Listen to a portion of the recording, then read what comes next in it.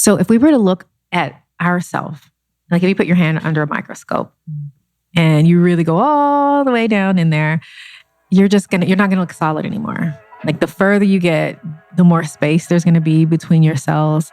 And when you get all the way down there, they're going to just be vibrating. So we are literally vibrational beings. We're vibrating beings, but the way we're looking at each other, it looks like we're solid. So on a cellular level, on an atomic level, we are energy vibrating. And when we're vibrating at a certain frequency.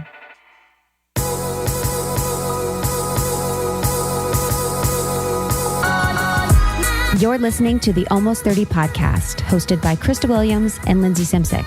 Almost 30 started as a conversation about the transition from our 20s to our 30s.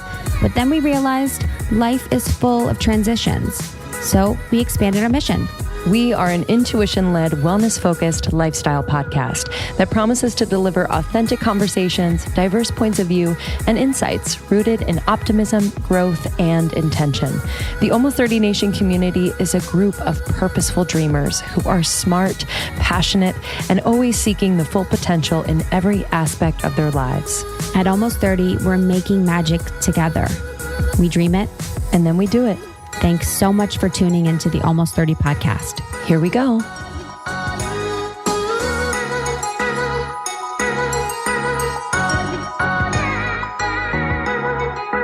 Hello and welcome to Almost 30 podcast. What's up, friends? It's Lindsay and Krista. Greetings. And we're so glad you're here. And I'm wearing my jean jumper. We were just saying that, anytime you receive a onesie, you just wear it till it dies. Wear it till it dies. Actually, all my thing is wear it till it smells. Yep. Right? That's pretty much it. I'm never convinced that people can smell me. I know. If I'm in something old, and then Justin, every once in a while I've caught a little... the number one sniffer. He's like, Pete, you smell rusty. He's like, you smell rustic. That's what he says. You smell rustic. Oh, rustic. Mm-hmm. Which is exactly what you want your fiance to say about you. Does he ever smell? No. Oh, he really never does. Wow. He's got he's a Taurus, so he's very sensory, senses oriented. Yeah. So my dad's the same way. Very much like sight, smell, like senses around him. And I'm just kind of doing my thing. Totally.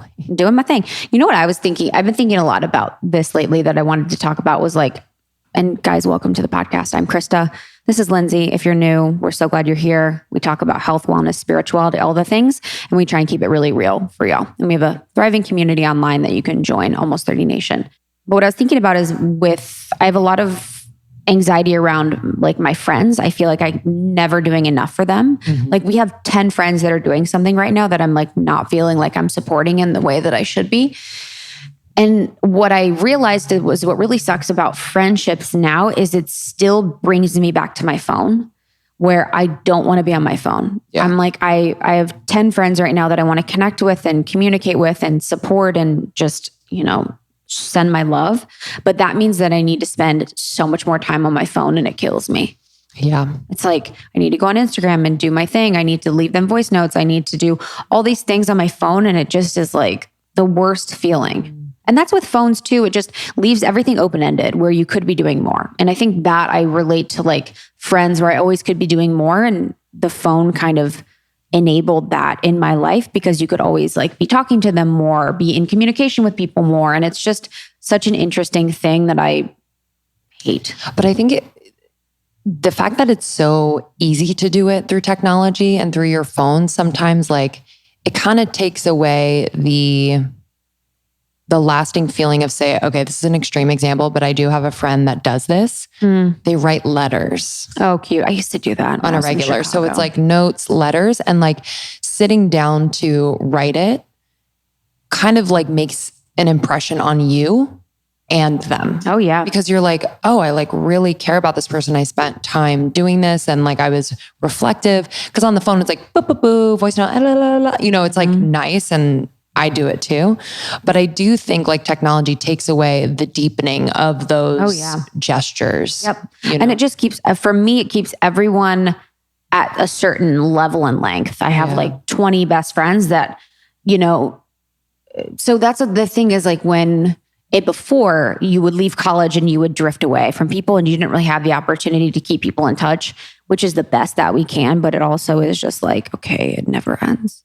Never ends. Oh my God. Last night we went to, Yeah, I was wondering what you were doing. So leaving at 7. I'm like, isn't it bedtime? We left at 8 p.m. I know. 8 p.m.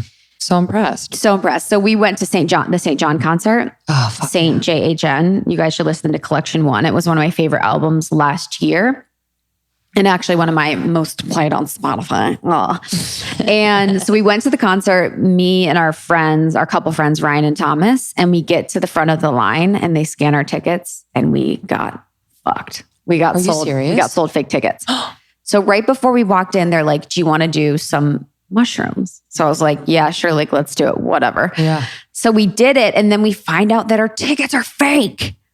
So we're standing in the front of the line. We're like, oh my God. And they said that about 60 people got sold fake tickets. So this person was just selling tons of fake tickets, made so much money. So honestly, they were like, these tickets are fake. I was like, okay. Honestly, that was my reaction. I was like, okay, didn't care at all because it's so weird. Like I love music, but now I am so old. I was like going into the show and I'm like, I don't know if I want to be in this energy. Yeah. I know I sound so corny. I know I do. But it's like dark, sweaty, hot, loud music, assaulting energies. Everyone's wasted. Everyone's fucked up. And the music that I like produces shows that are kind of like aggressive. So I was just like, dude, I'm kind of glad, to be honest. Yeah. I was like, oh shit, I gotta go home. Manifested it. I did. I manifested it. But we went to the proper. I was fucked up. I honestly, Justin was like, dude, you should have seen yourself. They're like, hey, the bathroom's that way. And I'm like, oh my, I was dying. I was like, oh my God, the bathroom's that way. Dying. Everything was like insane.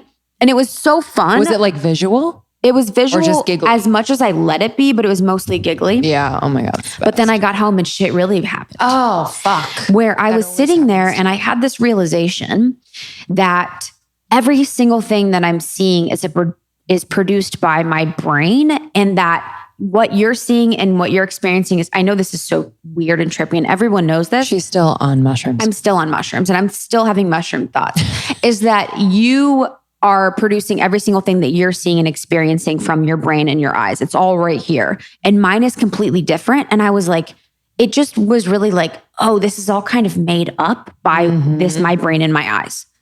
Or if it's all made up right there and no one is having the same experience I am because they're not making it up in the same way that my brain and eyes are making it up. Projected reality. And I was like, oh, everything feels very flat. I was like, this world and earth feels very flat, although everything's 3D. Like if I walked up to you, I could just push you and you could be paper as much as you could be 3D. And it was like very 4D. And then it was like kind of dark. It was kind of weird and I didn't really love it, but the beginning was like dope. That's usually that's been my experience, and I haven't done it that many times, but it's like the beginning is great, laughy, fun, bright. And then it's like, I close my eyes. I know. I'm like triangles with dead babies' faces. Yeah, like I see violent images and I'm like, what is that? Is that like a fucking cave in my brain that's like seeping? Same. But then there are times when I'm like, okay, Linz, you just need to chill and watch. Like the backs of my eyelids are a projection screen. Yes. And it's, to me, that's explaining what makes up life. Like what makes up every living thing is that like perfect geometry, that color, that sound, that vibrancy. Like everything has that. And it's like really cool to see it when you're high on mushrooms. Everybody, come to the next Almost 30 event and we'll give you a good time. Honestly, I don't usually do that, but I was just like, whatever, let's just have a silly. I think you're meant to. I mean, like, whatever, It was fun. We were absurd. It was really fun too to talk about. Everyone was asking about my family, and I don't really share about my family publicly unless prompted. But people kept asking, and it felt really refreshing. Oh, that's nice. Yeah, to make fun of my family for 2 hours. Oh, oh, just kidding. Peace and love. All right. A few announcements. We are relaunching Your Podcast Pro January 2020. So stay tuned for that. If any of you out there want to start, grow, and monetize, or if you have a podcast and want to grow and monetize your podcast, we are here for you. And we have 3 courses that are dense and full of everything you need. Yeah, they're going to be huge. They're insane. And I'm so proud of the site. The graphics look beautiful. Chloe did a great job. Everything just looks so professional and I feel so proud of it. I'm really excited. And then we're also doing some Skillshare courses, just to add in some smaller courses that people can tap into whenever that are very cheap and affordable for people to just get a taste of what we would get on Podcast Pro. Yes. And stay tuned. Also, we will be hosting a retreat in 2020. We hosted our first retreat last year in Malibu, and we will be hosting another in the new year. So stay tuned for that announcement. We're really, really excited. It was such a special experience for Krista and I to be there with 24 other women. We laughed a lot, we healed a lot, and just got to connect deeply with one another. And we brought in some special guests and really amazing experiences. Yeah, it was insane. There was so much stuff, so much goody stuff. It was like they brought an extra suitcase. Everybody from the pod came, and we had so much goodies and so much healthy food. And our girls are now still connected and they have a separate Facebook group for the retreat ladies. They're still friends. They still talk on the phone all the time. So this is going to be an amazing experience happening in May 2020 with more details to come in January. Truly. All right. So on the podcast today, we're really excited to welcome Lalah Delia. And she is an incredible writer. She is an author, spiritual creative, wellness educator, and just such a powerful presence. I had never met Lala before. And I was just, she's not only beautiful and striking in that way, but like her spirit is really beautiful. Yeah. Vibrate Higher Daily, baby. She's had a blog for quite some time and she's one of my favorite people to follow on Twitter. So all you Twitter people, definitely check her out. Her Twitter handle is just her name. And she posts these beautiful, profound thoughts and quotes. And it's really made up impact on my life, just reading them and disconnecting from any thought patterns that I have and reconnecting with the truth that she shares. And we talk a lot about how vibration plays a contributes to just how we connect with others, how we perceive the world. And so it was really interesting to talk about those experiences that she's had in particular that's really influenced what she teaches and writes about now. We talk about manifestation, and we talk about being and less doing, and how that contributes to your vibration and just how we show up in the world. Yeah. And she grew up, the way she grew up wasn't necessarily a good foundation for her to be as high vibe as she is. So I really wanted to know about the journey to becoming so thoughtful and so high vibrational, because it is a practice. It is something that you need to figure out and you need to learn and you need to continue to do. And she's really made her life work to help people become more spiritually creative, more spiritually in tune. And she's a joy and a pleasure. And I really enjoyed the flow and energy of this conversation. Of course, it's going to be good with someone like her, but it's just a great experience for us to really tap into empowerment, transformation, and how we can really learn to raise our vibe. Yeah. And her new book is out now. It's called Vibrate Higher Daily, Live Your Power. So you can get that anywhere books are sold. We highly recommend. And you can go to vibratehigherdaily.com to read her blog and just tap into all of her resources. So thanks for listening. As always, we love you. Thank you for writing reviews on Apple Podcasts. It means a lot to us and we read all of them. And just sharing with your friends is how we grow. So thanks in advance. Yeah, thanks for being a part of the community. You can join the secret Facebook group. There are thousands and thousands of other women connecting, sharing, being there for one another. And then you can also follow Almost 30 on Instagram. We post funny memes. So Almost 30 podcast on Instagram. And we will see you on the next one. Thanks for being a part of this beautiful thing that we call life. Love you. Bye. Bye.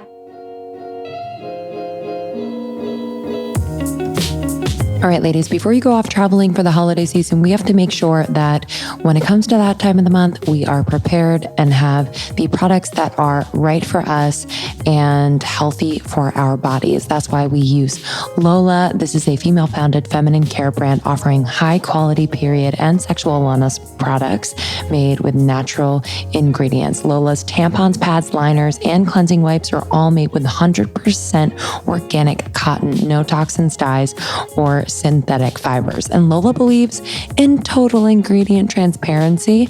And I don't know if you know this, if you listen to the podcast, we've talked about this before, where the FDA doesn't require brands to disclose a comprehensive list of ingredients in their feminine care products. So most of them don't, but Lola does. So we're really proud to work with them. And what's really great about Lola, the subscriptions are customizable, so you can choose your mix of products and absorbencies down to the exact number of lights and supers in a box of tampons. And it's really easy to edit your order, change your order, change the delivery frequency, skip a month, or cancel at any time. I've recently changed my order to a few more lights because my flow has been a little light lately, but I just love that it arrives at my door. I honestly never think to buy tampons, so this is really, really convenient for me. So if you'd like to try Lola, you can go to mylola.com and enter the code ALMOST2019, ALMOST2019, to get 30% off your $5 trial set today. So that's mylola.com and enter code ALMOST2019 to redeem your offer today. As some of you know, I just moved and I was really called to get new sheets. I needed a brand new fresh start. My bed is one of my sacred spaces. And so when I heard that Buffy came out with eucalyptus sheets, I nearly freaking fell over. Their eucalyptus sheets, 100% eucalyptus. They are cool to the touch. I tend to run a bit hot when I sleep, so this is really important. So it's super earth friendly. They're naturally dyed and they're hypoallergenic. We really need to be careful about what we have around our bodies as well as put in our bodies. And think about it. We're in bed for many hours every single day. The sheets are touching our skin. Our skin is absorbing what is touching it. So we need to make sure it is clean. So I highly recommend their new eucalyptus sheets. And of course, the classic, their comforters are insanely snuggly, extra fluffy. They're super light. It's like, I don't know, tub of whipped cream, to be completely honest. They also have new duvet covers, which are incredibly soft, and they're even softer once you wash them. But this eucalyptus fabric, holy moly, this is the future, everybody. Move over, cotton. If you'd like to try your Buffy today, you can go to buffy.co and use the code ALMOST30 at checkout for $20 off your Buffy bedding. That is buffy.co. Enter the code ALMOST30 for $20 off your Buffy bedding.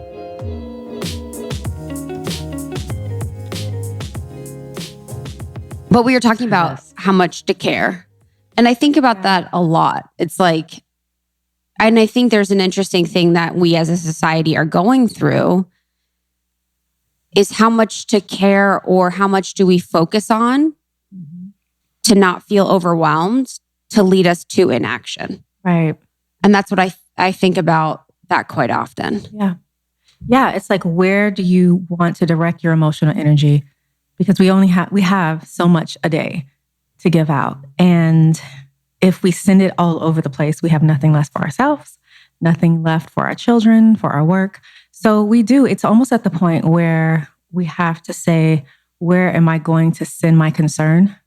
Send my energy there, direct my energy there. So it could be like we were talking about, the furniture in California here, the Prop 65, whether it's going to be I'm shopping for furniture that could cause cancer and I'm trying to get away from that. But then you go to the grocery store, certain aisles, like we were talking about, plant-based chips of all things now, supposedly can cause cancer. It's the chemicals, the plants, the actual factories where they're run from, the chemicals that are used, some of the oils. Wow. Yeah. And then what's the furniture, they're just various brands. Okay, so, cool. so basically it was just like a general notice for all plant-based chips. Now, granted, they don't say each one. Like when you go to furniture and certain toys and things like that, you can look at the specifications online and it will give you the information. And if it's not listed there, then you can call and they have to disclose this information to you. Oh. They have to. Yeah, because there was a lawsuit in which really got these websites going, and they're slowly getting there. There was a big lawsuit on Urban Outfitters for a pair of glasses that had a woman cause cancer, well, supposedly caused cancer. And she sued. and she won. So now these websites are leaning in and taking it very serious. So with What that a fucking G. Yeah. She was able to like be like, oh, yo, it's these glasses. It's the glasses. And then prove it. She proved it. And it's here in California. You definitely have to look this up because what a G. It's like, and so what it is, it's a lot of the materials that plastics are made out of. When you look at like plastic clear handbags, a lot of those are red flags. Literally just bought one. Did you? Oh no. Literally. Yeah. So it's sitting on my table. So see, I know, and this can cause a lot of anxiety because you can probably go through your house and a lot of stuff that, we just have no clue would be flagged under the Prop 65. But like I was saying, the SciShow on YouTube, that channel, anyone wants to geek out on science, this is a great YouTube channel. But the SciShow does have a great episode about the Prop 65 and what they're not telling us, why it may be something that, is getting blown out of proportion. So, because what they were saying is that they put bacon on the same list as cigarettes. And they're just like, okay, bacon and cigarettes can give me cancer. Now, coming from a wellness background, I understand the cholesterol, from that 100%. angle, how it can cause different things in the body.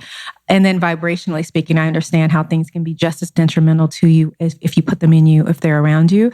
So as cancer, and maybe an energetic cancer. So I've definitely been leaning in and studying and seeing what this is about. But I would also know that there's no way that I can avoid it all. And so I live within reason. And like I was saying, I had recently ordered some things online and I did all the research. And as soon as I get this big package in, it's flagged. And I'm like, go figure. Like, what is this? So sometimes you mean well and you do your best, but you just can't avoid everything. So where do we send our concern? Where do we care? And how much can I invest? Some people don't have enough money to purchase eco-friendly materials and products and furniture because now they are higher now because they aren't in as demand as something like your fast furniture companies and all these fast products that are making mass production. So you really have to care. And I just say, if you can start wherever is meaningful for you, like if you have asthma or respiratory issues, then you want to make sure you have a filter in your home just so it can help filter out a lot of the chemicals that could be there right now that you have no idea. And then as you shop, there's websites like some of the websites online, like Amazon, if you live in California. And I don't like that they wait until you're checking out and choosing your delivery option to tell you. They should tell you like right on the actual product page, but they will tell you, it'll say Prop 65 if it is there. So before you click through your shipping options super fast, check it out. Because there's been times when like my son, I was going to order him a slingshot and I saw it there. I didn't see it anywhere else. And I was like, darn, we have to go all back through this process again. What a cool mom. Oh yeah. Slingshot, dope. Yeah. Oh yeah, we need to get him a slingshot. What is he sling? Yeah, rocks. Cool. Perfect. We go where dangerous. I love it. Yeah, it's like it's so satisfying for him. Dude, I bet. Yeah. Yeah, and I'm like, David and Goliath, just you bring down those giants. However, those mental, like your energy, just go for it, son. As you're like learning more about something like, products with Prop 65 or anything in life, and I'm just kind of speaking for people out there and for myself, like the more I know, sometimes the more stressed out I get, So like, what is the tipping point? And you mentioned like where you just decide what you're going to care about. Yeah. But I'm also wondering like how that worry and that focus on maybe something that we can't control can kind of affect our vibration and how we energetically and maybe physically metabolize things. Mm-hmm. So like, did you have to like kind of grapple with that at some point? I definitely did. And a lot of times what happens, but especially when you have kids. Oh yeah, you have to. Oh, shit. Scared. More so, it is for him more so because I know his brain is still developing, his respiratory system, his organs are still functioning at a way that they're trying to figure out, what this is and what am I taking. And for me, I'm more mature in the game. Like he's 10 and, his body is newer and it's so pure at that age still. And part of that is protecting that pureness in your child. And you don't want your child tainted with all these chemicals that for God bid, like for me, all these years I've had growing up. And if it's any consolation, growing up in the 90s and 80s, they say it was worse.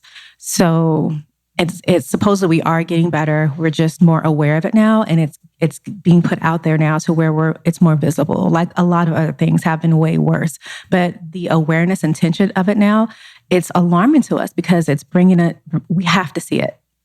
We have to start having the conversation and start, considering these things that maybe we didn't before. So whether it's social justice issues, whether it's inequality, whether it's chemicals in the furniture that you buy or the products that you bring into your home, like where can you put your concern? Now, I do believe that there's a way we can send love to it all and have awareness of it all, but believe that wherever you can start is okay. You don't have to cover all the grounds. Like, if you look at it like we're a big battalion, this big military force, so to speak. But we all have our mission. We all have our jobs to do on that battlefield. Everyone doesn't have the same job in a military, but the military is so effective and they have protocols. So just think that I'm doing this and I know someone else is doing the research. I respect, honor what they're doing. And when I can get over there, if that's for me, I'll get there as well. But I'm going to start right here where I can. And again, it's like, if another thing you can do to help is to bring in plants in your home, a lot of plants. And in order for the plants to effectively filter your home, you have to have a lot of them. So bring in as many plants as you can if that's how you can start. If you can't get rid of all your furniture, and granted, older furniture is better. So if you do like thrift stores and secondhand furniture, a lot of the chemicals have by that time have worn away. So it's a little more safer than new furniture, even new construction in homes. It's the most toxic then when you move in. Yeah. So you want to make sure that you're just aware of what's there. So if you have to be in these environments, you know how to filter them well with a filter, with plants. And then with you, just drinking lots of water. Water helps to flush out the toxins in the body. You get you a heavy metal cleaner, lymphatic massages. Just do the things then to now combat the body, because the body is what's taking everything on. So there's so many ways that we can combat a lot of what's going on. And then if you have the means to have a toxic-free home completely, whether it's chemicals and house cleaning products, whatever it is, go for it. But, explore where you can, but don't be overwhelmed, because then that's an energy that's just as toxic that can turn into illness in the body as well. So start where you can and journey in grace with it, like I say, with everything else. Yeah, because we get hit with a lot of that information all the time on the podcast interviews or just in conversations being in the LA scene. And I just try and think about the next decision that I make, like how it will affect the next decision that I make, whether it's clean home products. We had a conversation with our friends from Branch Basics, and in it, they're talking a lot about, chemicals and things in your home that could lead you to be sick. And so for me, it's just like, okay, next time I'm going to get these certain products, I'm going to remove these, instead of being overwhelmed with like me living 30 years of my life having these in my face, but it is overwhelming at times, but I think it can be more helpful if we just allow it to be, that way. It's awareness. It's awareness of, I can live with this. Yeah. Like it's not causing me any issues. And that's the thing. A lot of the Prop 65 is saying that this could cause cancer, not that it will. So we have to look at the statistics. Like, what is the percentage of a person your age and with your genetic structure and, with your genome and with your DNA, like what is the chance in that with you getting cancer? So it's not saying everyone is absolutely going to get cancer. So it's almost like surfing, like, I'm going to surf past this and do the best I can and not let it overwhelm me. And, and it's things in the home as well. It's everywhere. Like, for one is hypoallergenic homes. That's a lot that you see a lot of people concerned with that. And so that's a thing of like, they're not chemicals, but these are parasites like dust mites and things like that live in your home on your like rugs and cotton clothing and cotton bedding that can cause just as much harm to the respiratory system. So if you're sneezing all the time in your home or having allergy problems, it could be very well that you would do better with linen, because linen repels dust mites and dust, period. So you could breathe better. So it's like, where do you want to focus? Where do you want to go? And for me, I just continually had to keep educating myself on ways to live with whatever I had at the time, and then grow. Because there was a time when I knew about some of these things and I was like, what? Like when I was very first getting into my healing journey, a lot of my teachers were just talking about the chemicals in food. So it started there. And I talk about in my book, working with Dr. Sebi. And a lot of that was the food. And, I was like, oh my goodness, like this food is killing everyone. And this is why I feel crazy all the time and I don't have power. So it's where do you want to start? And if you can just start with eating healthier, or if you can just start with not littering outside, all of it helps. All of it helps. We need someone to do something. So if we're all starting where we are, it's all going to get done, but we have to know that we can't do it all. It's just, it's too big and we weren't meant to carry it all. Yeah. That's why we're in an ecosystem, because we all have different roles to play. I love that, taking that in. Yeah, I'd love to just go back a little bit and give context for our audience who aren't as familiar with your work. And, we've kind of touched a little bit on the vibration and why that is so important and how it affects us physically and mentally and emotionally. But I would love to just hear your story and kind of what brought you to founding Vibrate Higher Daily and all the things that you do in this world. And your book coming out. So I know that's been a big labor of love related to your story as well. So take the floor. Yeah. So I am a wellness educator, a spiritual writer, the founder of a website called Vibrate Higher Daily. My favorite Twitter account. Yay! I retweet your shit 24/7. Thank you. It's the best. Yes. Thank you so much for that. I absolutely love Twitter community. Twitter's Instagram the community. best. And Twitter, yeah. I'm sorry, tell people, I love Twitter. Do you love Twitter? Yeah, People think Twitter's trash. I love it. Oh no, it's so necessary. I want to see what you're thinking, not what you look like. Yeah, Twitter is complete. Yeah, a lot of people are maybe intimidated by just the whole new worlds because they are completely different from each other. You don't speak or share the same like you do. You can share the same message, but your conversation, it just looks different on Twitter. And if you try to do the same thing like the cookie cutter, it just doesn't work. It doesn't resonate. You have to know Twitter protocol. And you got to dump. Thing. Yeah. So I love Twitter. Absolutely. Twitter is so fun. And I'm on Instagram, but I'm also now the author of Vibrate Higher Daily, the book. And I spent the last year writing this book, pouring into it all of my experience, the wisdom I've gained throughout that, the codes I cracked. And that was just what I wanted to put in this book. I knew that in order for my life to change the way it did, I cracked the code. And it was something that I was so in this box all my life, and the box was causing suffering in multiple ways. But until I was able to get out of the box and not allow things to come in, and further cause me suffering, until I was just to get rid of the whole thing, throw the whole thing away. That's literally what Vibrating Higher, taking my power back looked like at that time.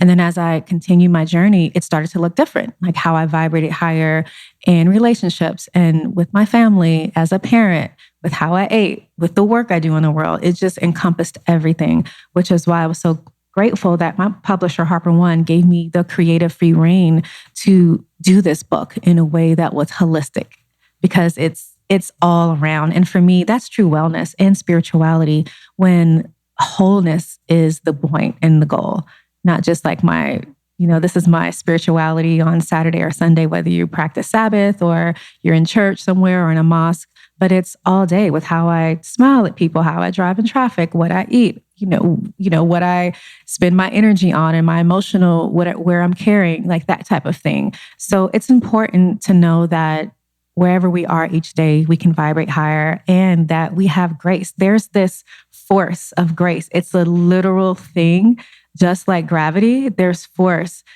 in this. And I always talk about grace because it's what keeps us going. There's so many things that each of us can look back on and say, wow, that, I didn't deserve that. I did this. If anyone could look at my background and knew my thoughts in the past, or the things I used to do, my experiences, I would look so unqualified now, or, just whatever it is, or I would look embarrassed now, whatever it is. But grace comes in and does not care about any of that. And it calls you still. It loves you still. It gives you second, third, fourth, a million chances still. And that's the beautiful thing about having a higher power for me, and knowing that there's this ultimate force that's greater than any mistake I can make, any past that I don't understand why I had to go through it, but it still has a purpose for my life, for our lives. And it will use us if we just surrender and allow and trust the process, moving through that pain, and then like a phoenix, just rise. And that's why Vibrate Higher Daily, live in your power is so important, because not only do you live in power, but it allows you to now live from a place of power. Mm. And what was your patterning prior to your healing journey? Like what were the stories that you told yourself that kept you out of your power? Oh my goodness. Oh, there were so many. The mindset for me was of a victim. Like I felt like I was a victim. And granted, I was victimized, but I didn't realize the difference between being victimized and identifying as a victim. Ooh, that part. Tell me more. Oh yeah. So something can happen to us, but we are not that. It's just an experience we're passing through on the journey of life. That's not our final destination. And I talk about this in the book because that was a main thing. So there's a chapter in the book where I talk about the metaphorical terrains of life. There's storms, there's ocean, there's even metaphorical weather, there's fog. There's all these different terrains that we go through, and we can get stuck there. The desert, if we don't know why it showed up in our lives, it always shows up in our lives. Just like every season, everything around us, like the flowers, the plants, the animals, they know that these things come, but they come to pass, and then a change of guard comes, and then there's an outlet. There's a reprieve from that for us. And we don't have to stay there. But sometimes with humans, we get so distracted by a lot of programming that comes in to keep us out of our power that we think, okay, I have no power to get out of this. This is it. And we see a lot of messaging on TV of victims and damsels in distress. And no, we do not have to be damsels in distress. We are the heroes of our lives. We can take our power back. We can remember who we are. Like I have a quote that says, she remembered who she was and the game changed. Mm-hmm. So when you remember who you are, put that on a shirt. I will wear it. Yeah, this is it. That has to happen. It needs to, honey. Match with the book. Yeah, exactly. Yeah, so it's just a matter of, for me, it was a matter of getting out of that mindset, and it was the help of, I got help wherever I could. Like that's one thing I did open. I surrendered to help. I was in churches. I was in the mosque. I grew up very. Like my father was a practicing Buddhist, my mother was a Christian, and then even I explored into the Nation of Islam. So I had a lot of just different teachings growing up. But my strongest influence was my father and my grandmothers and my mother, their faith and their prayers. I have a quote in the book that says, your grandmother's prayers are still protecting you. And she prayed with me, and she used to read to me. And when she couldn't read, I would read to her. And then my other grandmother, Layla, I'm named after both my grandmothers. My other grandmother, Layla, she only had a third grade education. She couldn't read. She was that mother who was, when you look at all the black and white movies, like with the maid walking, catching the bus and had to go home at night and care for her family, that was her. So, but as a young girl, she couldn't read. She had to go pick cotton at the age of 5 and leave school by 3rd grade. And so she didn't have an education, but what she did gain was the spiritual education that was so powerful, that made her such a grounding force in everyone's life, in our family, in our neighborhood, in the church. She was a church mother, which means she held it down. She was that mother, like she comes in and you're just like, oh, God walked in. Yeah. You're like, oh, you sit up straight. Sit up straight, align your chakras. Yeah. But she would do that. She could just, touch you and hug you and just bring you a meal. And that was just the healing right there. That was it, And so, sometimes I when I'm in interviews, I remind people that sometimes it's not always the yoga classes and, the $100 bottle of supplements or whatever, all the trendy things. Sometimes it's just going back to the basics.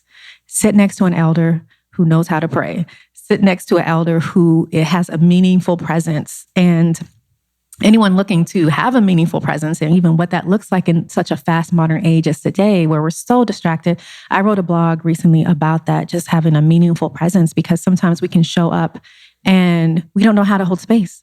We don't know how to hear someone. We don't know how to answer someone, respond in a meaningful way that can further the human experience of someone else. Sometimes it's just very fragmented, our conversations and our thoughts with people. So when we can show up like these elders did and Like for me, in my life, I am able to do that only because the women who showed up for me and the men who showed up for me. And I talk about this in the book, and I was so grateful to share and to further along the spirits of these elders in my life, who some are not here physically and some still are, but of my family who really, really are giants in the world of meaningful presence and heroes when it comes to spirituality and holding space. But yeah, all of that was able to help me get out of that. And then the writing in the book, I was just so reminded of like, wow, I really got out of that. So when you can come to a safe place, you're like, I'm safe now. I'm safe. And I think that getting to that safe place for all of us, we all have in mind what that looks like. But until we get there, I know that it feels like I write in the book, you're in the desert or you're in the storm, you're going up that mountain. And I give tools to get through it, because if I didn't have the tools, I would have still been stuck. Sometimes you can break down in the desert. You can break down, in the, you feel deserted on the path and the terrains of life, but there's people who will come by and get you if you know how to surrender ego and say, I need help. Or there's affirmations and prayers you can say to yourself. And there's things that you can do to muster up, to anchor in something stronger than you and to get through it. So that all of that helped me tremendously. I'm really excited. I just got my Warby Parker at-home try-on. A selection of 5 frames that I was shipped directly to my door after I took a really short quiz that helps me to figure out what glasses would look totally freaking amazing on me to fit my face and my style. And it was kind of fun. They ask you your face shape and kind of what type of material you generally gravitate towards for your glasses, the color, the shape of the glasses, all of that. And they suggested some rad glasses. And I chose 5 that I wanted to be shipped to my house so I can try them on in the comfort of my own home. And there's no obligation to buy. They ship free, and then they include a prepaid return packaging label. I mean, hello, I paid $0 to try on these freaking amazing glasses. I'm really excited to make my decision. These glasses are quality at Warby Parker. They're so damn stylish. So basically, they make glasses that are vintage inspired with a contemporary twist. Every pair is custom fit with anti-reflective polycarbonate prescription lenses if you take a prescription. If not, no worries. You don't have to, but I just love this brand. They were founded with a rebellious spirit and a lofty goal to create boutique quality eyewear at a revolutionary price point. Their glasses start at $95, including prescription lenses. Lenses include anti-glare and anti-scratch coatings, just so you know.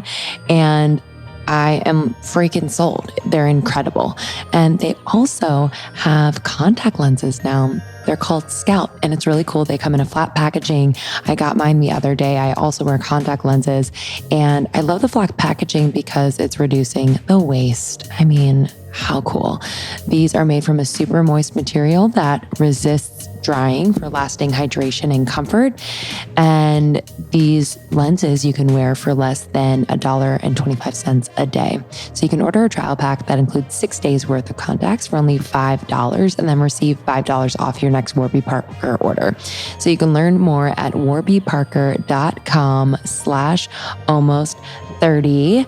And you can order the free home try-on program or request a trial of Scout contact lenses for just $5.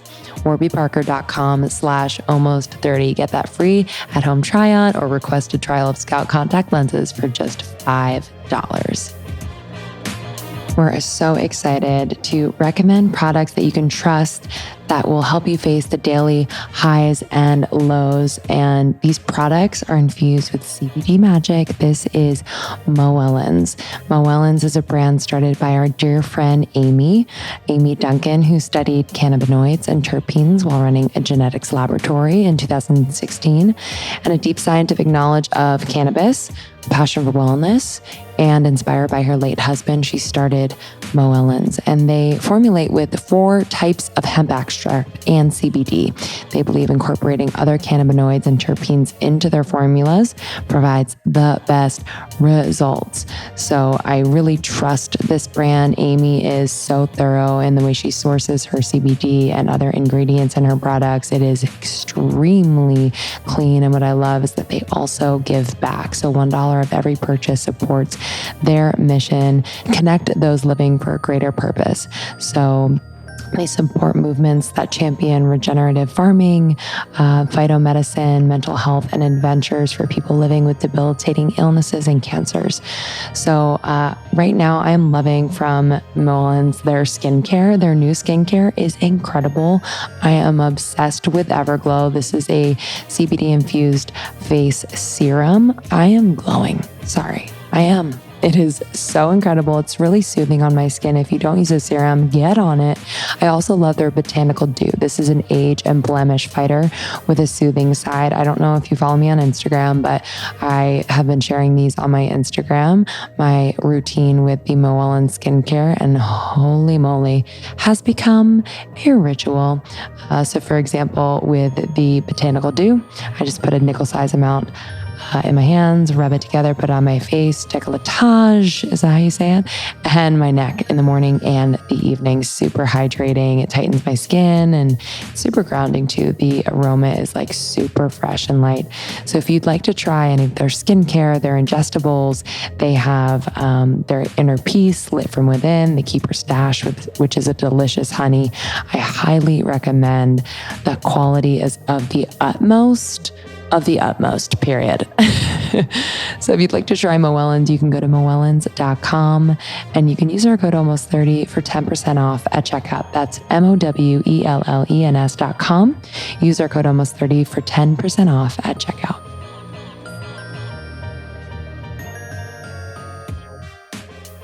I wanted to go back for a moment when you were talking about just, everyone moving so quickly and not feeling like they can create space and go deep in a moment or be that presence for someone. And I just think it just made me think a lot. I think our generation moves so quickly and they love to check boxes and get as much done as possible. And actually, I don't know if it's about slowing down, but being a presence, a deep presence like that, or being in the presence of someone like that will actually make you learn about yourself. And I don't know if people say they're down for that. And I'm just not sure. Sometimes I haven't been down, where I'm just like, that seems like a lot of work. You know what I mean? To have a meaningful, really simple, but meaningful conversation with someone is probably going to make me think about maybe how I'm living my life for the good or not so good. And so how would you speak to that fear of really being with yourself and getting to know yourself on that level? Because I think it's essential in being able to vibrate higher and evolving in the way that we say we want to. But I do think it's scary for people. Yeah, it can be scary. And it's walking into the unknown. A lot of times we don't know why we are like we are. And we haven't sat with that and really had that conversation and journeyed into that place within. So mindfulness is a way that we can truly, because even when you say you're uncomfortable, but you're mindful of it. Mm-hmm. So that's like the key. That's the key to enter in. So that's so important. So that's good. So it's entering a place of mindfulness and noticing what you feel. I don't feel comfortable with this, but then moving through it. Because you are not that energy, you're just the observer of it. So if we don't attach, we don't have these attachments to I have to identify in this, because when we identify with something, we have to play the whole thing out, oh, okay, well, I'm this tomorrow then, and again the next day, and then that starts us on this loop that sometimes we don't know how to get ourselves out of. And so also in the book, I talk about breaking those patterns and those loops and what to do with that. But having that mindfulness that this is here, I'm experiencing this is how it makes me feel, but I would like to feel another way. That's right there. That opens the door, just that surrender of this is how I am. I show up and not saying that you are, but if a person is unmindful in conversation, I'm very not present with people. That's what's showing up right now. And affirmations are a great way to say, I am present. I am home wherever I am. And Thich Nhat Hanh has a beautiful, beautiful affirmation that just says, I have arrived, I am home. And I repeat that to myself many times throughout the week, wherever I find myself, whether it's rushing in traffic, whether it's having a conversation with someone when I know that I have to be somewhere in 30 minutes or an hour, like on the phone or texting, I have arrived, I am home. So wherever you find yourself, that's home. That's where your energy, out of all the places you could be, that's where it's calling your attention to at that moment. And so that's important. And then just to journey in grace with what you don't know. It's okay. Again, that force is there to always still love you. You know, you're still on purpose. You're still amazing. And then it's just revealing to you, mirroring to you some things that need tending to. And a new post this week I had on my blog was inner gardening. And I share the work of Howard Thurman, who is such a spiritual genius to me.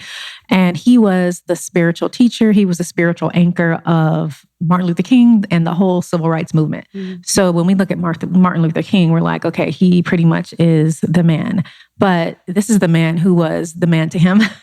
So Howard Thurman, even Gandhi, like he would consult with Gandhi, but Howard Thurman had a way of, he wouldn't call himself a theologian, which by all means, that's what everyone would want to call him. But he studied, but he called himself a mystic because he didn't want to be tied into any box because he knew it was bigger, his message and his offering to the world. And so he challenged us with these really beautiful meditative questions to grow wherever we find ourselves, to keep going. And a good one that he has is, at the end of all my strugglings, my curiosities, my concern, what is it that I'm looking for? And what is it that will come out of this? What am I looking to come out of all of this? And I'm like, whoa, that is it right there. Like after all this, after the pain, after the struggling, after the joy, what is it that I'm working towards? Or what is it that I'm looking towards birthing after this and coming out of through my fulfillment? And being that the fulfillment is ongoing, but what is it that I can gain after this?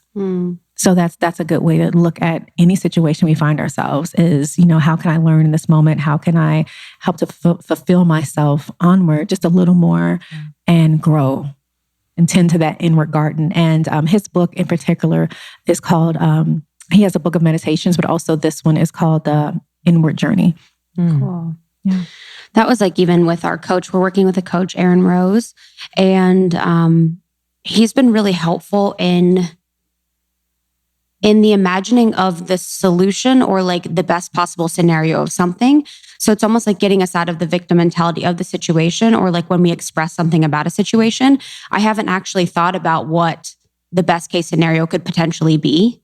And, a lot of times I'm able to get to that through a long period of time, or if it presents itself to me, I'm like, oh, that worked out really well. And I'll be thinking in the past about it. But it's been really beautiful for him to be like, okay, what would like the best case scenario of this look like? What if every single person was on the same page? And what if like everyone showed up in the best possible way that they can? What would that look and feel like? And it's things that I would never normally think about because I'm so caught up in the nitty gritty of whatever's going down and just working through that sort of challenge. And that sort of reminds me of what you're talking about, where it's like just having the awareness of working through and then getting to a place where you are thinking like best case scenario and how that would look and feel. Oh yeah.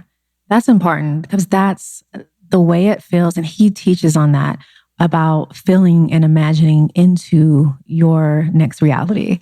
So you're not just sitting in victim mode, but you're also imagining now what it feels like to be the overcomer and the hero of your life. And this is a lot of work. I mean, all throughout the board, almost every book that you pick up, nowadays is going to have that in there. Yeah. But he was teaching this way back then. And then even when you go back to ancient times, like this is not anything new, but today we feel like it's just ours and just our generation, but this is wisdom, timeless. It stands the test. It's just absolute law for the universe that we live in. This is how things work. And if you can bring something into that mind's eye, so imagine it. And then on top of imagining it, which a great book for this it's called The Power of Your Subconscious Mind by Joseph Murphy. And he teaches that it's imagining and feeling into it. you have to, Earl Nightingale is another one. So you have to not just think it, say it, but feel it. So get in a place where you're closing your eyes, you're visualizing it. And who are you thinking when this thing happens? And, what do you have on? And where are you? How does the air feel? And what's the weather that day? And what are you saying? What's the look on your face? Like really going all the way there and really using the projector in the mind that's there for what it's for. Like we are the first projectors. We're the first computers, we're the first cameras. We have all of this within our head. So just like now, you can picture people from your high school, your elementary school days. You can picture your old room as a child. Well, that's stored memory, and if we could start changing what we're filling those files with, of us overcoming, of us being strong, because we're now replacing, we're replacing old files with new files. So we're updating our system. And so that imagining and feeling into that is so powerful. Yeah. And then into that, so I think about that quite often. And what do you think that place is in the healing process? So, for someone that is dealing with trauma or, with social justice, like what should we think about as far as like the recognition of truth in what we're feeling and trauma that we're going through, but then also wanting to be at a place where we are vibrating higher to receive those higher things? Like, how do you think about those two things interworking, and how have you seen those play out in your life? Knowing that we do have space to do both, like we were talking at the beginning, we do have space to do both. We have space to be aware, and then we have space to direct where we're going to send our energy to. So it's not always that we're going to get involved in every organization that's out there. It's not that we're going to be at every protest. It's not that we're going to donate to every cause. It's not that we're going to post about everything that happens, but quietly. Because at the end of the day, if social media still went away, how would you promote and how would you support all these things going on in the world? So it's not always about what everyone else sees. So we have to be really careful of that as well. When we don't see people posting and maybe saying like, why aren't you posting about this? Because we never know what they're doing behind closed doors, and I know so many people that give to causes who don't even have a social media page. So it's really important, or people who are giving and they're always posting about it. So it's just, we have to be careful with judgment there, with others and then with ourselves, and just knowing that I'm giving from a place of authenticity. It's not because I want to look like I'm, involved or aware, but it's because I truly am. And this is where I feel called and led in the movement to be. Martin Luther King wasn't, even though at the time, like he was very concerned with the Vietnam War, but he was not spending his time there. He was in Birmingham and just, in the South with the civil rights movement. So we have to really know where we can put all of our experience, your community, where do you have support, your resources. There were a lot of people who were giving to his movement that weren't even in the civil rights movements, but they could donate. So it's a lot of crossing and meditating on, contemplating on where I want to spend my energy and time. And him and Thich Nhat Hanh, who I mentioned early, they had a very good brotherhood that they formed. And Thich Nhat Hanh was very instrumental in Martin Luther King becoming nonviolent and the calm Martin Luther King, because there's some letters, and there's his letter from the Birmingham jail. Like there's some letters, I think it's a letter of 1964. That's a very militant Martin Luther King. And so a lot of people post like the happy and the peaceful Martin Luther King. That's the one we see. But there's some where he's more so like Malcolm X. So he was. I was thinking that. Oh yeah, him and Malcolm were very good brothers and friends. And so it's just, again, in Malcolm X wasn't known for the civil rights movement, but he was still for Black liberation. And so he was working where he could, so when you go throughout time, it's just a matter of where I can put my energy and really put it there. Because if we're scattered all over the place too much, we're not going to really have enough to show up there. So really get involved where you feel led and where you feel you can put the most of your time and attention. And it's okay if you feel, that this is too much for me. Because we do have to know our limit and our capacity.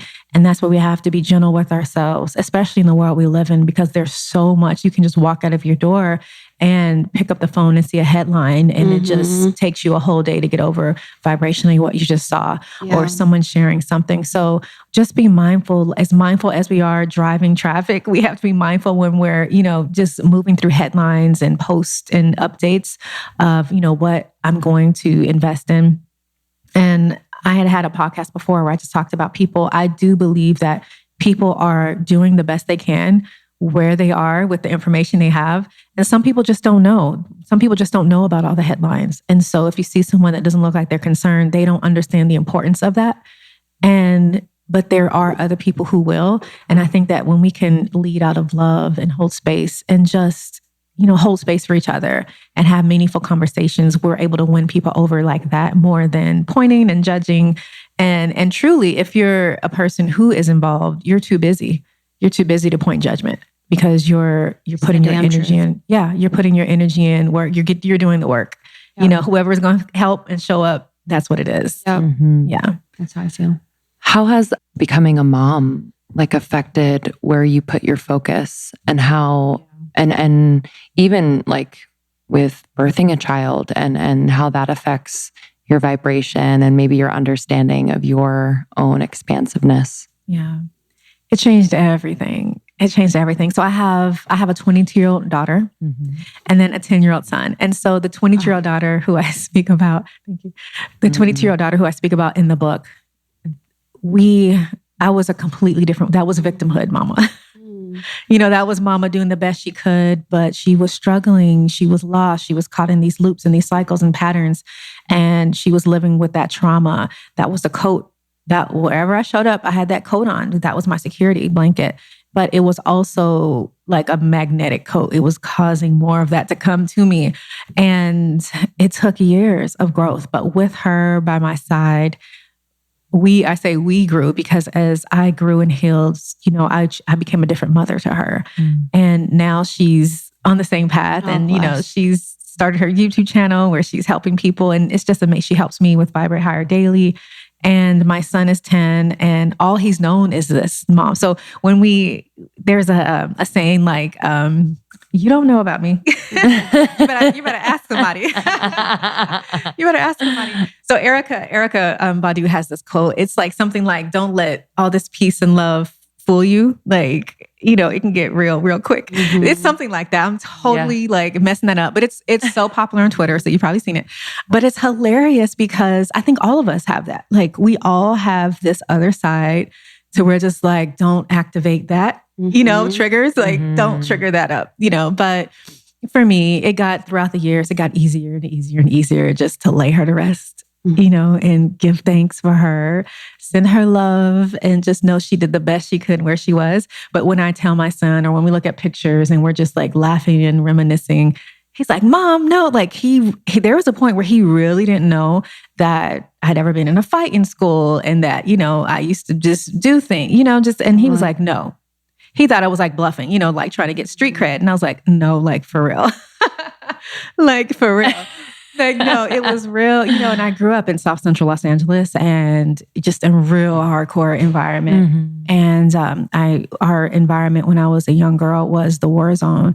And it's just where gang affiliation was high. Everybody was just on defense and it was all about survival to no ends. And so it's important that for me with this book, I also want to speak to, people who are living in those type of environments right now, because, with Abraham Maslow, he has a great book that talks about, when your basic needs are not met, there is no wellness journey. There is no healing, So that was my case. It was, what is it called? Maslow's hierarchy of needs? No, not that one. It's Towards Psychology.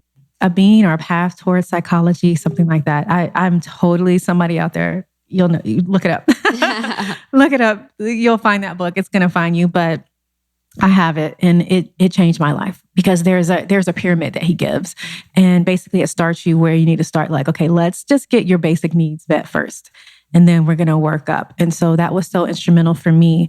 It almost became just like a food pyramid, and I believed in that. And like I say, a lot of people that I never grew up knowing about these paths, once I was open to the teacher, like they say, when the student is ready, the teacher appears. Yep. So sometimes your teachers are going to be books, people who are not living physically anymore, but their work is still going to speak to you. And so Abraham Maslow, Joseph Murphy, it was so many of these people. Rumi, even like sacred poetry, probably one of my favorites. The Bible, for one. The Bible. And when I learned about, like, I'm taking a side note here, but when I first learned about the Bible, that it was originally all poetry, like during that time, before the Bible was canonized, it was all about poetry. And so they got it was a collective process of getting like this poet and that poet, this writer, this biographer. It was just amazing, of all these different writers. And they put together that book. This is called the Council of Nicaea. They did this. And they did it at a time because they needed to have a way to create one religion that could help control like the whole society. But they knew that they had to add bits and parts that would speak to different people.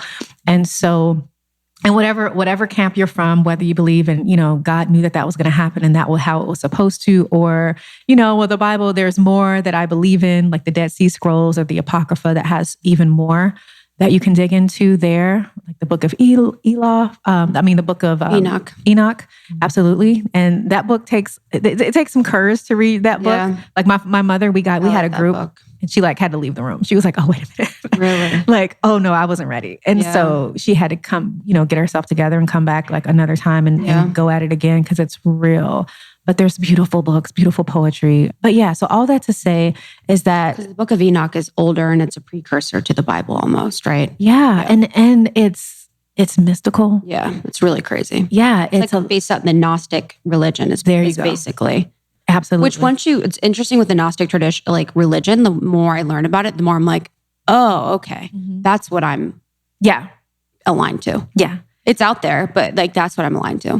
Yeah. And I think that a lot of where people are going now, they would be surprised to see that they are going more on that, Gnostic path. I think that it's beautiful and it's more inclusive and it tells the whole truth, not just a little bit. And as a spiritual being, I can pick up the Bible. Like I've read it back and front, like all throughout my childhood. I was in choirs and just so heavy in the church when I was younger. I remember sometimes wanting to play sick because I was like, oh gosh, and we were in like Black church culture where it's like, you're there all day. Yeah. You go home and you come back in the evening. Like it was literally, but we had to go. It was no playing sick. But so I know it. And when I was able to come back to that book with a different vibration within myself, with healing, and then knowing what I know now about energy and vibration, and just trusting the words are going to meet me how they need to meet me personally, that's when my spirituality changed. When I can pick up the Bible, it completely changed. It wasn't my grandmother's book. It wasn't my mother's book. And I've had a lot of their books just studying because they had a lot of things highlighted, but it's not the preacher's book. It's your book now. And you go to where you want to go. You highlight what you want highlighted. You really live with these passages. And I think it's just like that, not only with the Bible, but with any book, because we almost have to become autodidactic to a point now to free ourselves, to free our minds of how we were indoctrinated in school, even not just in the church, but also in school. And I think that's not for us to throw spirituality out, but maybe to reimagine what religion is supposed to be.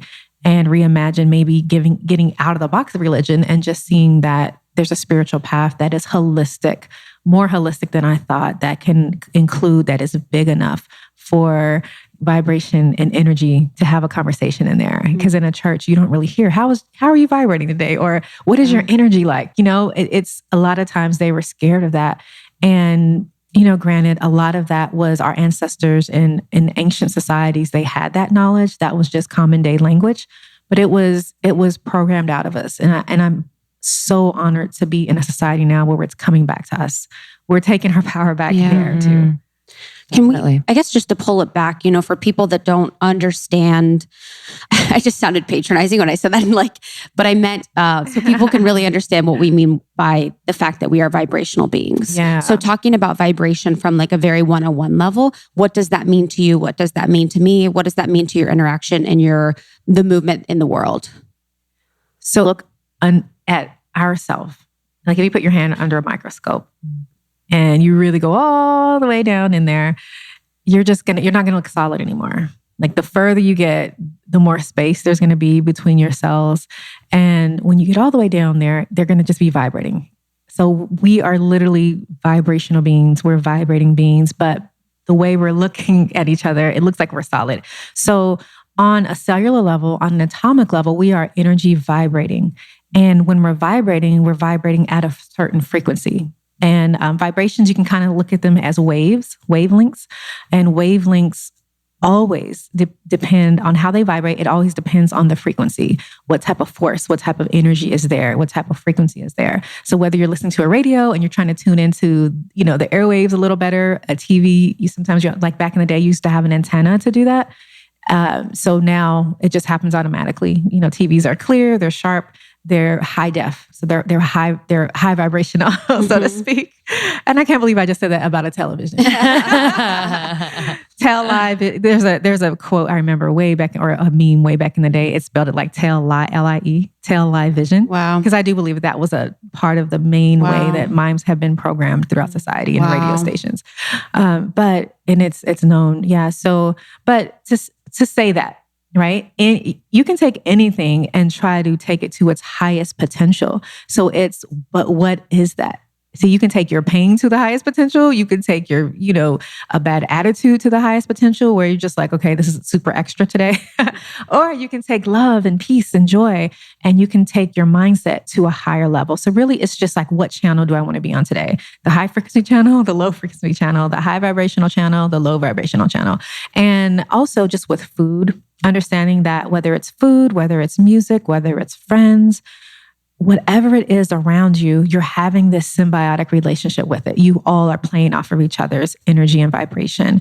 And when we can understand that everything around us affects us, that's why we can walk into a space and know yes or no. I'm supposed to be here, or I feel like living. Let me dip out, or a piece of furniture. This is for me. It's not. Maybe if you're in a thrift store, yes, no. So it's when we have a certain feeling, when we know a certain thing, we're connecting to it on a vibrational level. And maybe we don't realize it, maybe we do, but that's what's happening at all times.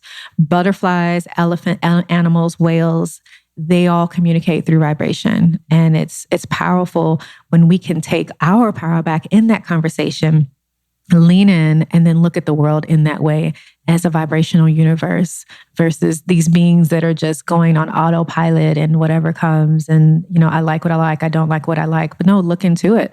Why is it that you don't like that? What is that doing for you vibrationally? Where is that vibrating? Because ultimately that movement of vibration is leading towards something. So where is it vibrating you toward?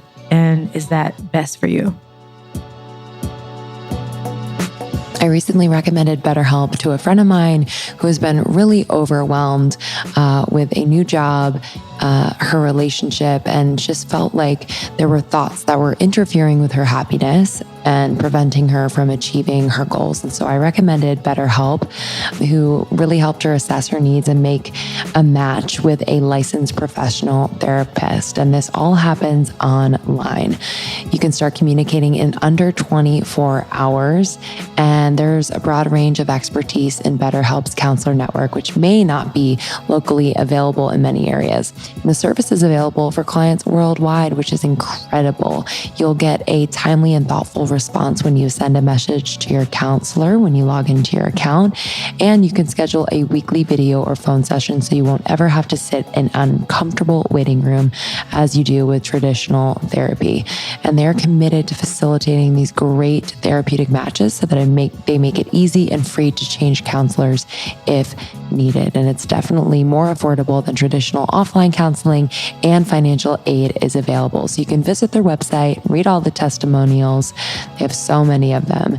And we just can't recommend it enough. BetterHelp.com/almost30 and join the over 500,000 people taking charge of their mental health. You'll get 10% off your first month by going to BetterHelp.com/almost30.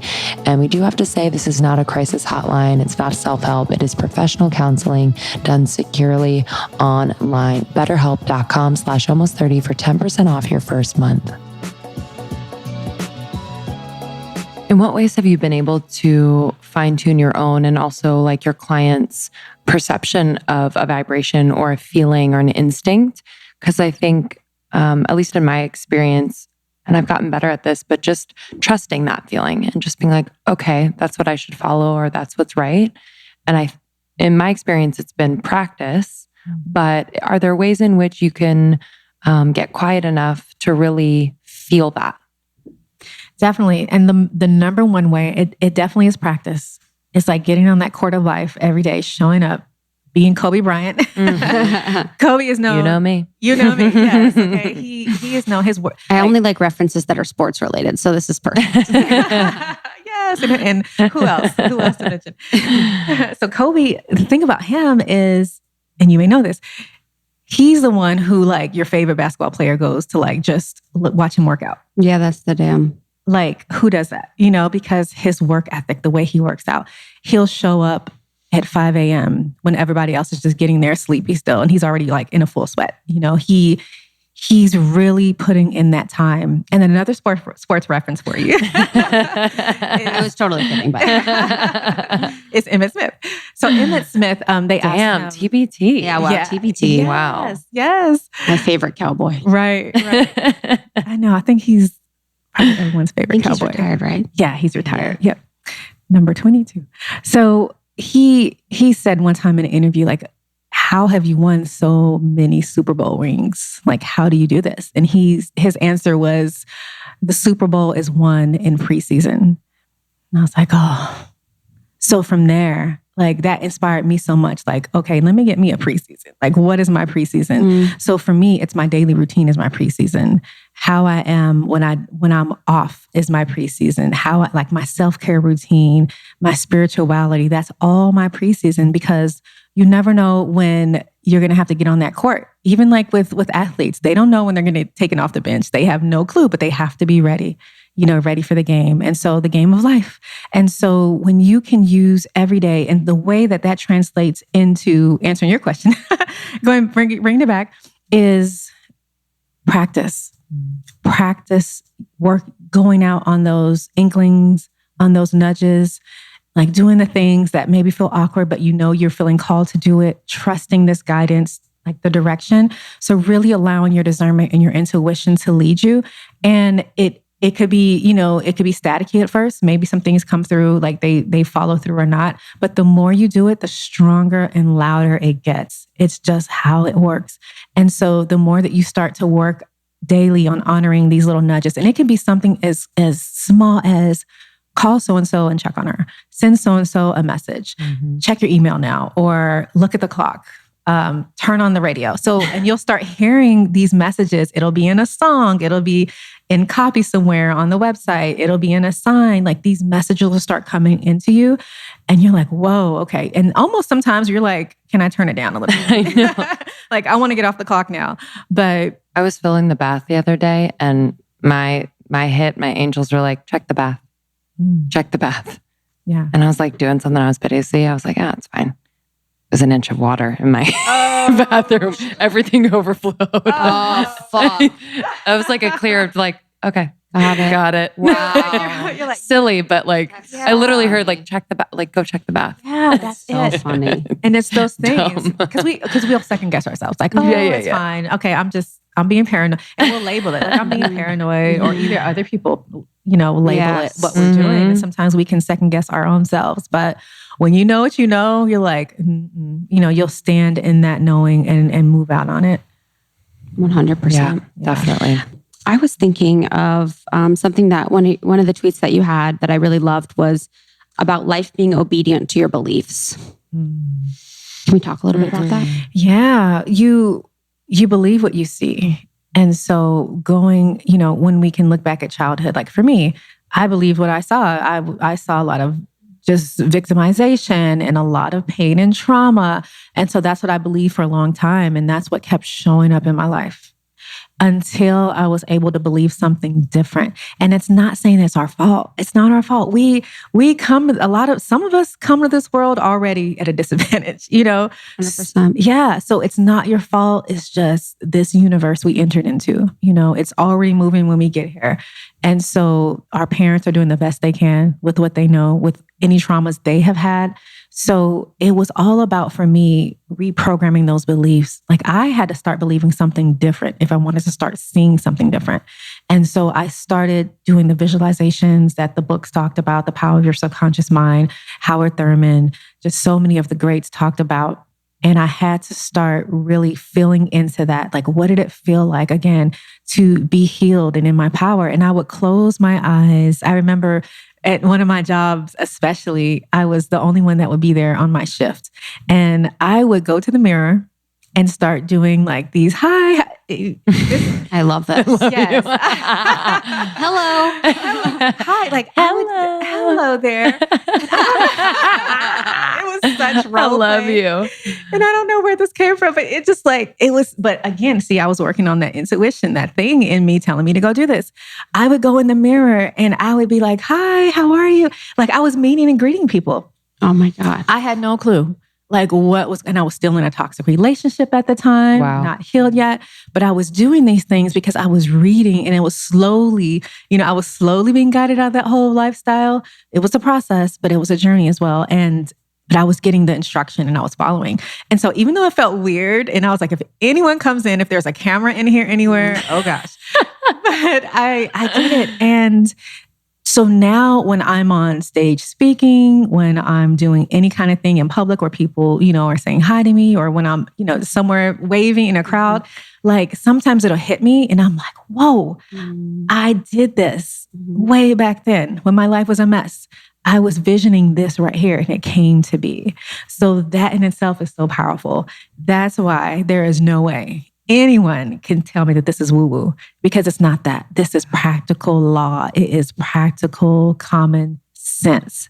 And when we're able to just grab onto that and move through life with it, we're more empowered and we're more ready now to hold space for our future and to show up and see. I was seeing something different instead of seeing my life where I did before, like, oh, I'm going to grow up and marry someone crazy and, always be calling my mother for help. And, can I come stay with you? Or, sleeping on someone's couch. Like there was a point like I was homeless. I mean, there was so much that I went through in my young childhood when I was, getting out of that crazy relationship that I talk about in the book, that I was sleeping on my sister's couch a couple times because I would go back. And then, but when enough was enough, that was it.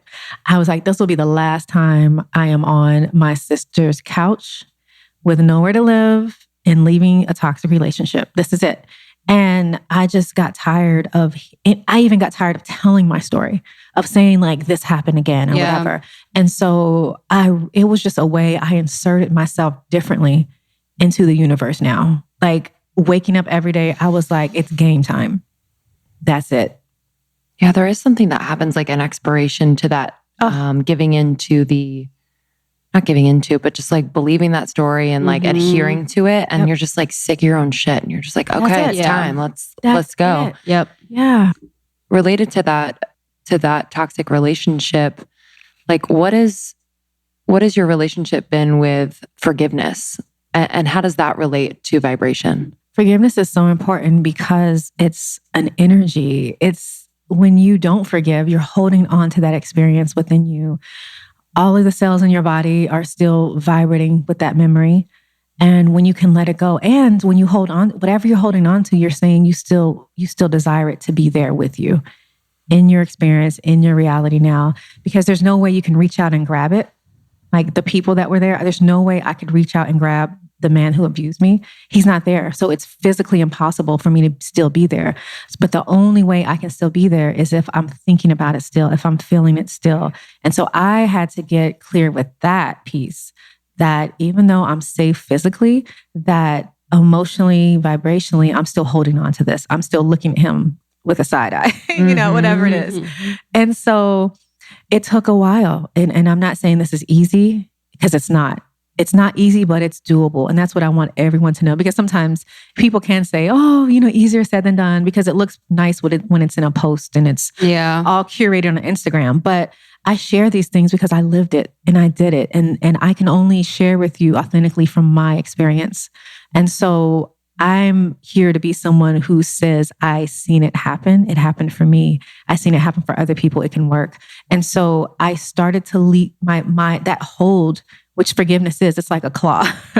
It's holding on. And it's a little bit of that bitter energy. But at the end of it, it's all fear. It's all fear. And I had to let go of it and I had to release it. And I had to begin to not wish him harm, but to wish him healing. And wishing people harm doesn't look like, oh, okay, I want you to, break a leg mysteriously. It's not about that. But sometimes we don't understand we're wishing people harm by sending them negative energy because we don't know what that can manifest in their life. And it's real. Yes. It's real. We don't, we don't want to, put spells on people because, we don't want to let go because at the end of the day, we don't want any of that to come back to us, looking back for us. So I was able to let go and just release and surrender and know that he was a victim as well, which he was. He was a victim as much as I was. And when we can truly, whoever hurt us in our lives, whatever has happened, if we can know that this is not the end all be all. And 9 times out of 10, this person, like we talked about the 4 agreements in chapter 2, don't take it personal. That book changed my life. Like when I don't have to take how someone abused me or treated me or didn't show up for me, whatever it is, or walked away, when I can't take that personal, that's when I have power. Because I'm not attached to it. Okay, that's good. This is how it's supposed to be. And that's freedom. It's surrender. And again, it's not going through the world with attachments. And the book, The Prophet by Khalil Gibran, he's so important with teaching us about attachments. And, okay, I am a little attached here. And even in the Buddhist faith is that we suffer because of what we're attached to. So when we can just surrender and live life and be mindful for wherever we are, and then show up in our power there, that's a piece I would add. They word it differently, but it's all saying the same thing. We can vibrate higher wherever we find ourselves. That's our power. So if it's in forgiving someone, knowing this is a powerful moment for me, and then you go forward. And so I began to really send him love. And I want to almost say what happened, but you have to read the book to find out what happened to this man and really see what that did because it helped. And I'll just say that. Yeah, it's so, one, I can't wait to read the book. And two, like just the power of saying to someone, I forgive you, could completely change their life. Not only your life, but like we forget that their pain around something that they've done is just as toxic to their emotional and physical body. Yep. As it was, the victim. So, and even if they don't realize it, I know, right? Because some people don't realize that they're suffering for how they're treating people, but it's happening. This is why they're bitter, and this is why they're in these cycles that they don't like, and this is why they can't maybe hold friends that are really meaningful. So, but it's showing up. Trust, it's showing up in one way or the other, and so even having compassion for that. Like this person's life they're suffering and they are doing the best they can. Even though they're suffering, they're doing the best they can. And that is so freeing. And even when we can look at ourselves and just use compassion in that way. And, who would I ask to forgive me? Because along the way, Carolyn Mice, she's another good author and teacher. She says, trust that as many people who have hurt you, trust that somebody's in therapy because of you. She's like, somewhere. That's hilarious. Isn't that hilarious? So when we can look in that, how we ask for forgiveness, everywhere we have. And I love that that's, part of the Buddhist faith, part of becoming a nun, but then also part of the AA, Alcoholics Anonymous. Yeah. Part of that is you have to go to people and ask for forgiveness, whether it's sending a letter. The 4th step or 3rd step or something. Yeah, one of those steps. Yeah, it's asking for forgiveness. So just having compassion, like we all have something that, we've done to harm another human being, and just letting it go with love, with tenderness, and then do the best you can from there, journey in grace yourself, and then allow the other person to journey in grace and trust that they'll get their lesson best, whenever and however is best for them. Mm-hmm. Yeah, and there's an unattachment to the result of your saying sorry as well. Bingo. That's it. You can't be attached to the way that they receive something like that. That's it. You just have to keep your side of the street clean. Yes. Yeah, because some people want to keep it going, because maybe they're still there, maybe they're still toxic. Stuck in the cycle. Yeah. But you did your part. Yeah. You took your trash out. Literally. And I left it on their doorstep. Goodbye. Yeah. Thank you. Goodbye. I want to talk my last question about your just self-care routine. Like, what are parts of your self-care routine that you really cherish? My self-care routine is totally dependent on the type of time I have for the day. Sometimes there'll be a week where it's like all the same. Then other times I'm like, I have no time to do like all the fun, fluffy stuff. And so it's all a matter of what is important for that day. But if I had to say, like, one of my favorite ways to practice self-care is body work, whether it's a massage. I think. Do you have a good masseuse? I go to, yeah. Well, I've been going to Olympic Spa. Oh yeah, totally. That's a whole experience. Milana. Yeah. We go with our friend Milana. Oh yeah, It's a I love vibe. Milana. Yes, I love Milana. She's the best. Yes, she is. Yeah, so I've been going to Olympic Spa, and another place here that I have went to many times that I am going to go back to again since I've lived there, close to there now, is the nail massage. They're really great. And then I also like reflexology, acupressure. All of that is really great as well for body work. So I really think also soaking in baths, that's also a form of body work because you're able to, help everything just discharge. And all body work is helping things discharge out the body. And I do best, I think, when I'm allowing my body, the self, to release energy and vibrations that I've picked up as like it's a human walking magnet, as we all are, through the whole week, mental, physical, spiritual, however it is, just to let those things go. And movement is a powerful way, whether it's dancing, that's another great way. But for me, massage is really good for that. I love that. You mentioned earlier mantras. Are there any mantras that you are using now to raise your vibration that are really resonating? Yes, Live in My Power, which is the subtitle of the book. That has been such a powerful one for me. And Vibrate Higher Daily, there's in my home, like someone there is saying it every day. It's like, sometimes we put a fist in the air, Vibrate Higher Daily. It's just, we live by that, and I'm living in my power. Because wherever I find myself, whether it's at my desk, I'm writing and creating, and I don't feel like I have it that day, I'm living in my power. And then whether I'm a parent, whether I'm showing up as a friend, a sister, living in my power, being able to show up from a place of power, also taking my power back. And then also journey and grace is another mantra, because some days everything you're trying to carry can fall on the floor. And like there's a Tupac quote. He says, sometimes you just have to leave it there and walk away. It's just like not about trying to even pick it up anymore. And that's where I would say #journey and grace and keep it moving, and just knowing that it's okay. You're okay. Vibrate higher from right there. You have the next day, that divine grace is there. You have a whole new start. And even every second is a new start. And that's mindfulness. That's what the whole path of mindfulness is. In this moment, I have arrived, I am home, and it's all new. And that's the opportunity to vibrate higher from there. Beautiful. Yeah, so beautiful. Needed that.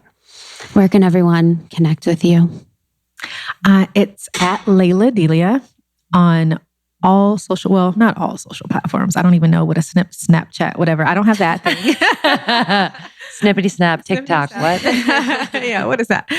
But I am on Instagram and Twitter, Lalah Delia. And then I do have a Tumblr, and I'm going to I bet your Tumblr's dope. Yeah, that's your where aesthetic is. Thank you. Do you work so with someone much. creative, or is that you? It's me. Damn. It's me. I had a hard time like finding people creatively that would kind of execute my vision. So I just have been on a path like, okay, it's just meant for me to do it until, it's meant for someone else to show up on that team. I just said, okay, received. I'll do it. But Tumblr, it's Lalah Delia or Vibrate Higher Daily, both on there. And then my website is vibratehigherdaily.com.